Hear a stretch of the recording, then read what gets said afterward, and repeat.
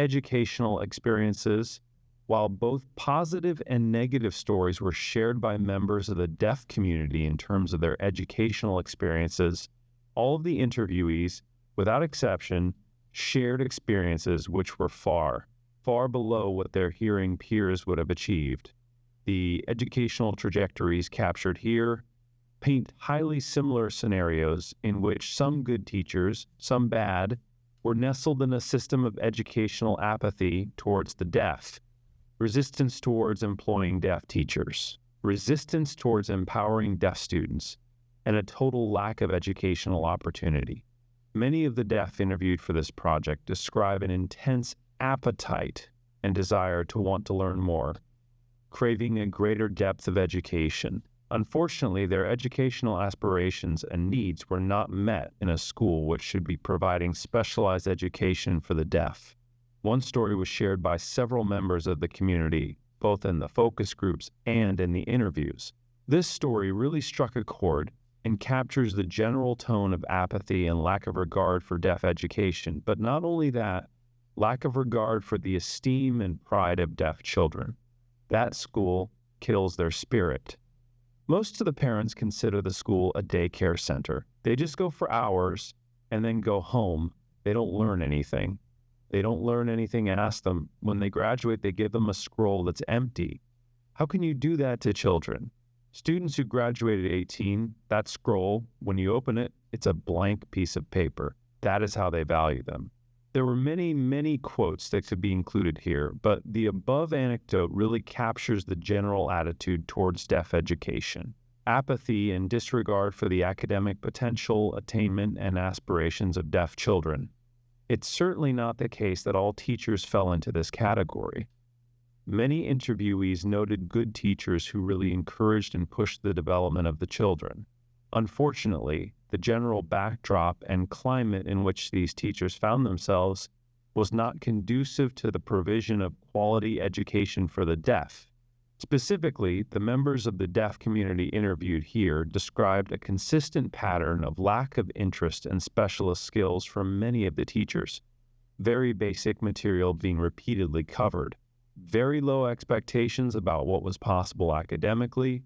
Predominantly hearing teachers with low-level sign language abilities, lack of awareness of deaf culture, lack of educational opportunity, and in particular, no opportunity or expectations that students would work towards SIT or acquire CXC qualifications. In fact, not one of the interviewees who attended the deaf school achieved any qualifications. In contrast, all the deaf students who made it into the mainstream system did accomplish academically. Furthermore, there was no sense of school community or pride. So, why doesn't the deaf school have award ceremonies, speech days? Why doesn't it have more activities? We're about 60 years old and we've never had speech days or presentations or awards. All over Barbados, different schools have school spirit, but the deaf school gave us nothing. We had nothing to be proud of, nobody to look up to. We had nothing compared to the hearing schools. What is Irving Wilson teaching? What is the curriculum like at Irving Wilson? What kind of activities do they have? How are they helping the deaf children to be successful? How are they helping deaf children to be like hearing children on the same level as hearing children? Many have to go to a different country to access a better education and a better way of life. Lack of educational opportunity and qualifications. Lack of educational qualifications was a major barrier for deaf adults attempting to further their studies or enter employment.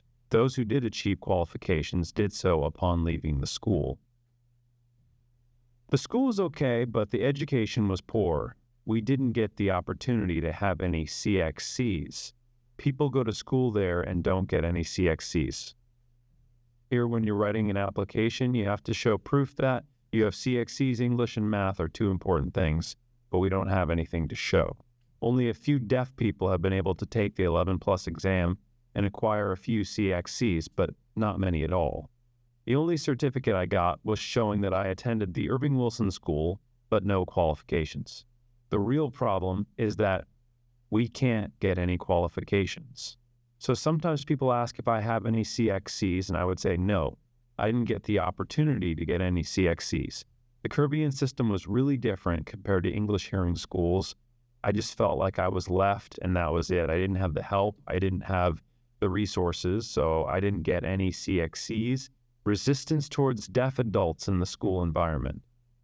The adults interviewed for this research project, having been through the deaf school system themselves, expressed a strong desire to want to be actively involved in improving the system, such that the students today did not experience the same lack of access and education opportunities that they had endured.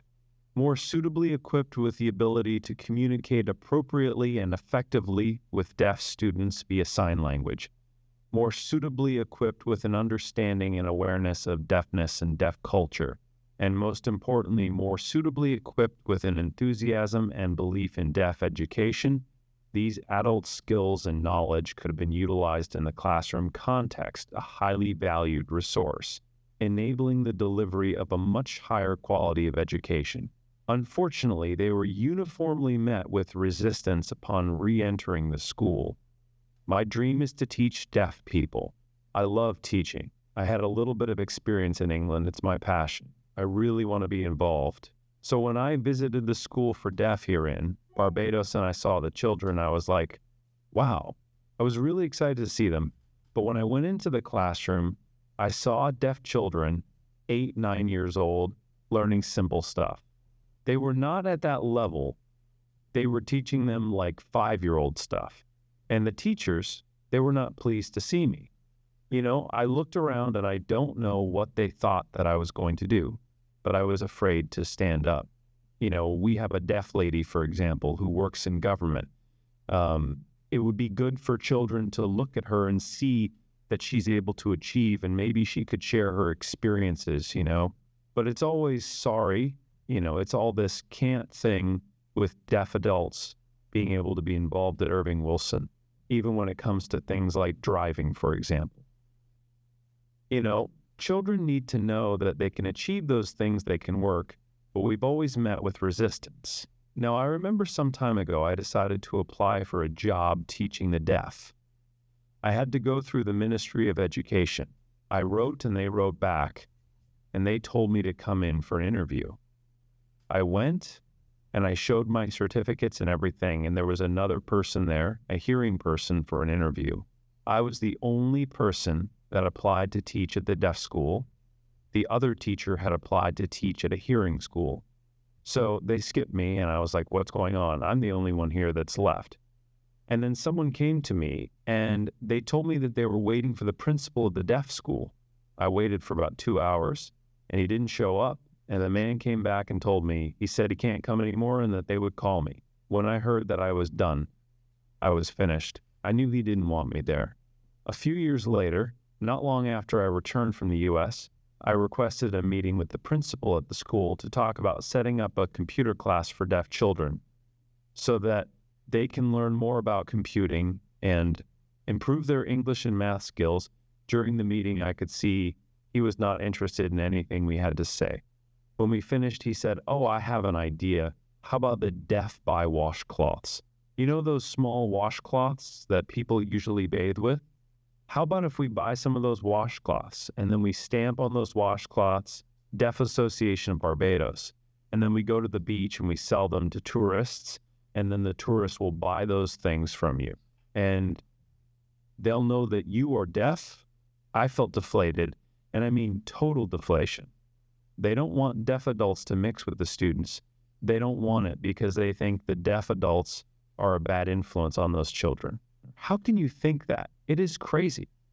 And I'd like to add, we're all pretending that we have this great system, but the principal and teachers are saying, just leave them. You can't do anything with them. The other disabilities fall into the same categories as well. You know, it's so heartbreaking. You wonder how people live with themselves. This nonsense needs to end. Employment opportunities. Lack of employment opportunities and a sense of isolation, frustration, and boredom as a consequence of not being able to find work was another theme emerging from the interviews. Members of the deaf community described short-term work placements after school, which were usually organized by school staff. These would be in shops, hairdressers, or domestic work. More often than not, these short-term placements did not manifest into longer-term paid positions. Generally, the interviewees felt they were discriminated against in the workplace, were given menial tasks and jobs, and were paid less than their hearing counterparts. I applied to different places. I applied to hotels, to nurseries, but then they say to me in the nursery, "How would I hear the children? How would I hear them cry?"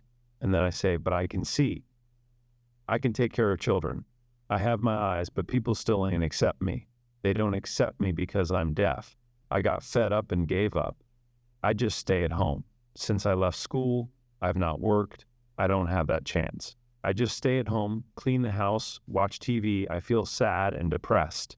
When school was finished, the principal took me to a lady's house so that I could learn about hairdressing, but it never got off the ground. I just stay home. There's no work. I don't want to stay at home. I would like to be doing accountancy. I think I would have to go to BCC to get the qualification. I don't know, or UWBI, I don't know. I really don't know how to get it.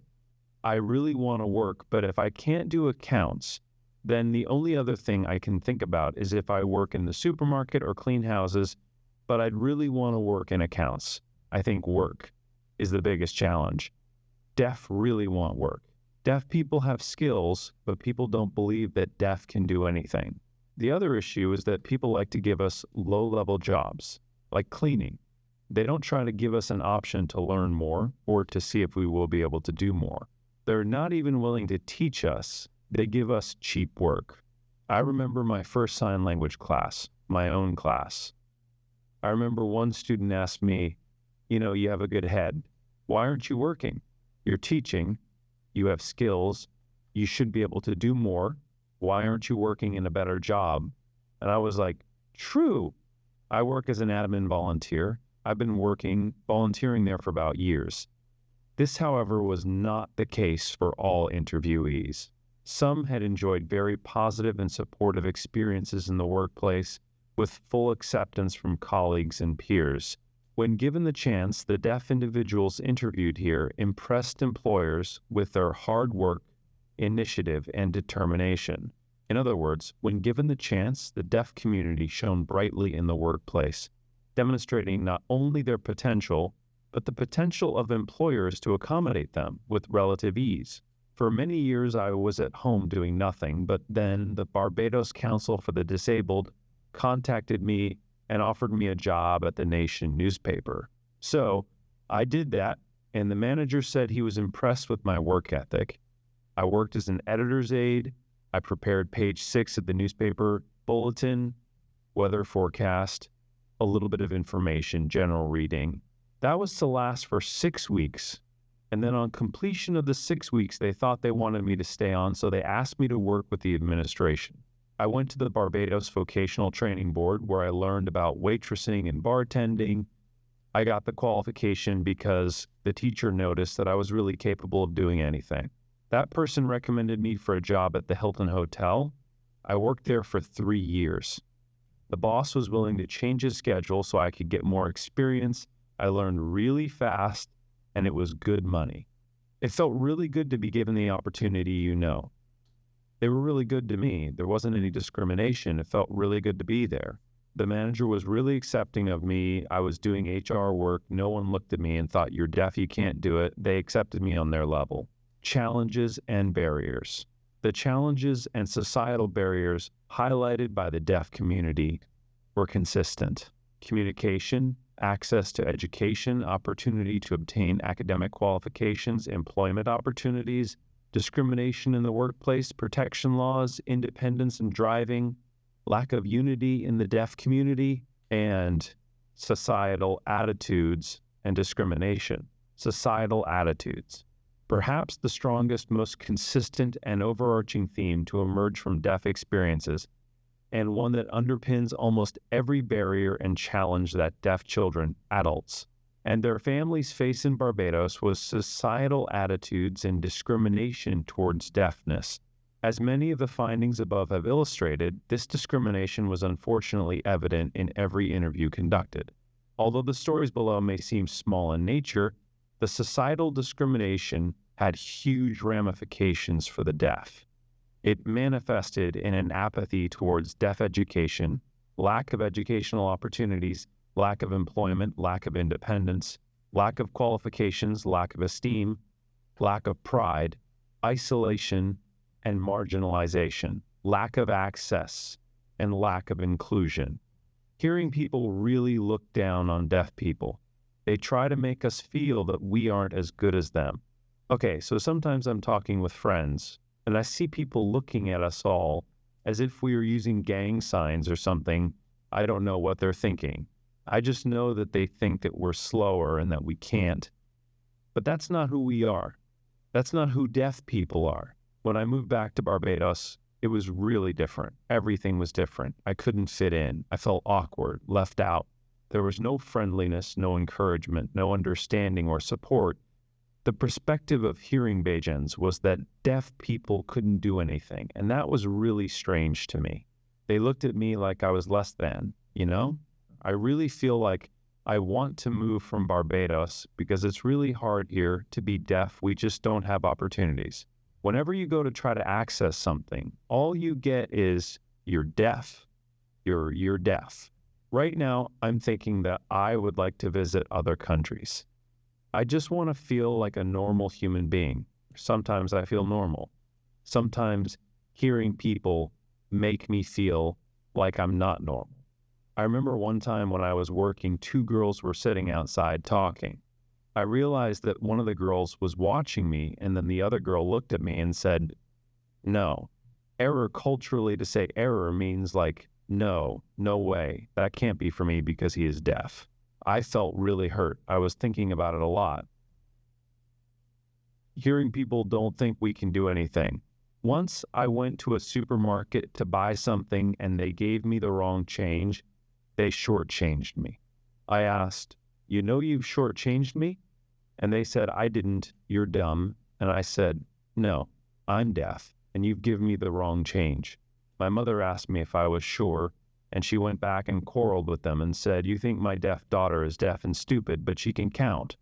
And people still use the word dumb to identify us. I really hate that word. A lot of hearing people think that deaf people can't, they just think that we can't. This discrimination and attitudinal misconception impacted the lives of the deaf community in many ways. Families were often in denial and reluctant to accept deafness. As a result, parents were often disempowered by shame and lack of support and information, such as understanding the importance of learning sign language and communication with their children from a young age. Even with the most supportive family, a deaf child goes out into the world and interacts with teachers who have very little to no expectations about what they can achieve academically, missing out on the opportunity to gain educational qualifications and training. Their unique strengths and talents lay dormant, never being realized. With no qualifications and misconceptions about deafness, they're often not taken seriously in the workplace and given menial and low-paid jobs at best. Adults often find themselves financially dependent on their family, struggling to gain independence or drive. They become increasingly isolated and marginalized. They miss out on the opportunity to engage with fundamental aspects of civic life and culture, such as music and the arts.